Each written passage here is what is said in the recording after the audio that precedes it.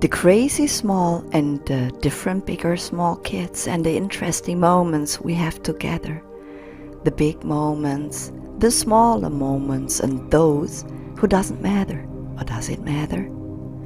However, I think we all know such moments when we are tired and just want to get some stuff from the store, and in the line of the checkpoint the child is whining and yelling and it stumbles with its legs on the floor because the stupid mom is not willing to buy the favorite sweet and not willing to cover the dear so loved child's need. These are the moments when we are so exhausted and think, dear mom, teach your child. If this would be mine, it wouldn't behave that way and not screaming that wild. Well, I thought same way, but since I am mom, I think different because I realized that this is not only the education which is guilty for such moments and behavior. I was surprised because same happened to me. And this sadly several times when I tried to get all needed stuff, and even if I spoke full of authority and told my child to stop, my little big one screamed until I had enough. And then I spoke louder and more clear to her to stop immediately trying to force me to buy those stupid things, and that there is definitely no way for her to get me buying this stupid ring. And in that moment, all people looked at me if I would have killed my child or would have beat her, and my big small one realized that quite quick and became much more stern. I have so many situations. I was more than helpless and exhausted of my crazy little ladies when I have two roaring monsters destroying everything instead of being my little babies. You know, when I became mom, people looked at my little baby and told me, oh wow, how sweet, and she's not able to walk away. How happy I could be. Well, I was amazed why I should be happy that my child will not grow up, but after she could walk around, this amazement came badly to stop.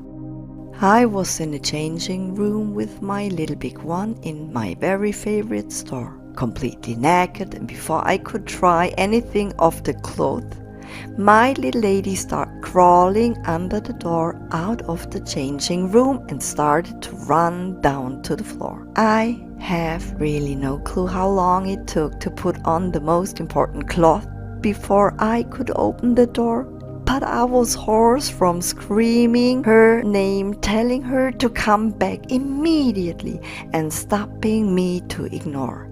And when I was able to leave the changing room, she was gone. Nothing to see.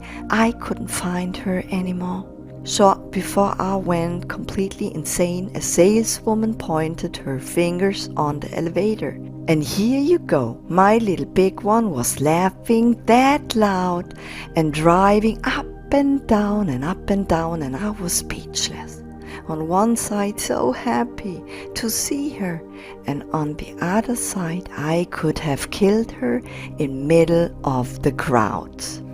I remember one day when I had so much work to do, and I put both in the bathroom for bathing, and I, silly one, had really no clue that this will cost me much more work I already had and drive me crazy and make me more than mad.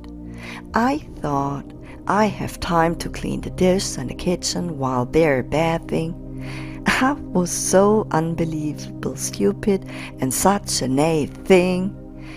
It became after a while silent. Usually, you know, be careful, something evil will be done. But I had so much work and ignored my inner voice, and after a few minutes, everything was gone. When I wanted to see what mess they are doing, I was standing in the very wet floor while I was going. When I reached the bathroom, I found my little babies happily smiling, sipping the water over the bathtub edge with their tooth cups. The whole floor was underwater and I was shot before to collapse. That sucks. And even if we parents know that when it becomes silent, it is time to check out for the little ones immediately, as we all know if we wait too long, there is a huge mess. After a little while, we will see. We are all trying to finish the work we are in as fast as we can before we start to look out for our little fan. And mostly it is too late when we arrive and we have another problem to deal with in our life. The cause of such moments for me in my life are many colored pictures on the wall, the door, and also on the bedding of my little one. And a lot of small and bigger disasters which keeps you busy all day long. While we had lockdown and no kid service, cause I was in home office, I worked full-time with my 2 monster ladies without a helping hand. My little one was freezing and put her warmie in the microwave, and after a few minutes it became so boring and she left the kitchen and was lost in the movie Alice in the Wonderland. When I wanted to get some drinks and I opened the door of the kitchen, black smoke came out. The warmie was burning in the microwave and the fire alarm was ringing badly loud. While I took that burning warmie out of the house outside under the water tap, and while I was thinking about my next step, my neighbors came across and asked, "Hey, Tamara, is there anything we can do? Is there anything we can do for you?" Shocked, I just said, "Hey, no guys, I'm doing well, can handle the situation," while I was shot before an inner escalation. Well, kids are different, and in that very first moment when you become mom or dad, your life is changed. Nothing stays same as before. They drive you daily crazy and sometimes they make you mad or sad. But one thing I have to add, even if you're mad or sad, your kids are a pleasure and a treasure, and you never had something like this before. They are the most precious present of God, what you don't want to miss anymore.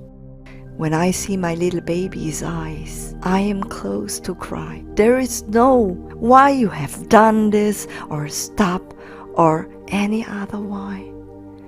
There is only a thank you, Lord, for what you have done to me. There is no bigger blessing as these little ladies in my life which I for now can see. And since I'm mom, I have much better understanding of my God, and the love He is giving towards me and what He expects from me, my daddy above. Yes, He is my daddy and daddy of every single one. Also of those guys which are not knowing Him as daddy, He wants to bring every single child daily on. He wants what every daddy wants to have. He wants a free love, that you listen to Him. He does not want to fight with you, see you running in the wrong way, losing yourself in sin.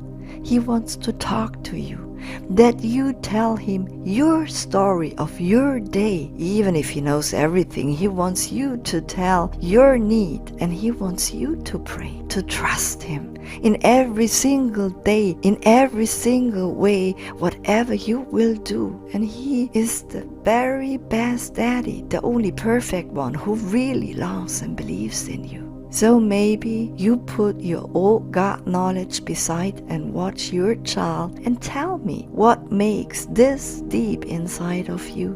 And I bet you will swim in 1,000 emotions, even if you're a man and you think being emotional is something you can't do.